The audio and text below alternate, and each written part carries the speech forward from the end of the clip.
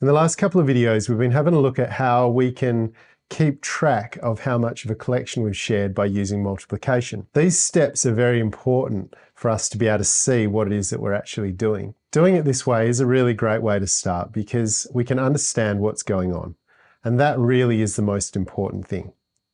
However, as we get better with this, it does take a really long time to draw everything out and write out line by line all the parts of the collection that we're using bit by bit. And as we move forward, we're probably going to want to start to drop some of these steps away, but only once we feel comfortable with what we're doing.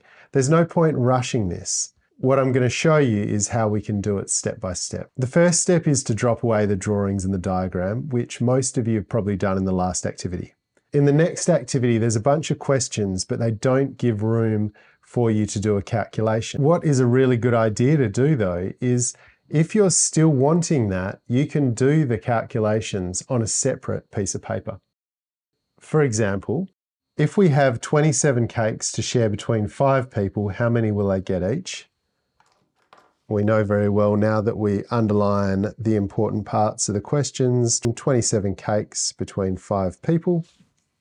And we could write that as 27 shared between 5 equals. Let's say I haven't really got room on my piece of paper to do the workings for this. What I could do is just do that on a separate notepad.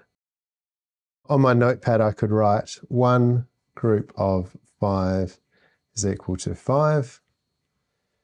2 groups of 5 is equal to 10.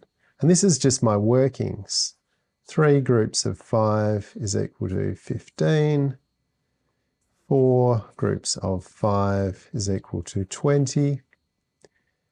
5 groups of 5 is going to be equal to 25.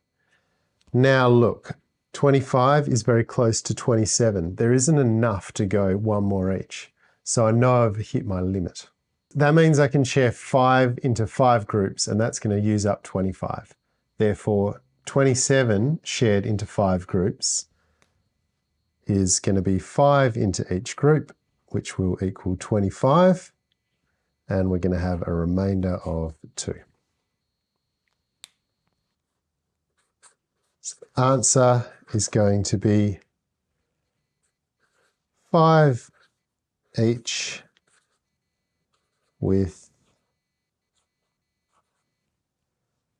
2 left over. Okay, so you've seen that before, but the important thing that I wanted to show you there is there isn't always going to be room for you to do your working on the activity provided. If ever you need to do more working, don't hesitate to grab a notepad and do it on there, whether that's drawing a diagram, doing extra working, whatever it is, anything that's going to help you solve the question. It's a really good habit to get into, to get an extra bit of paper and do your workings on there. Have a go at the attached activity, and I'll see you in the next video.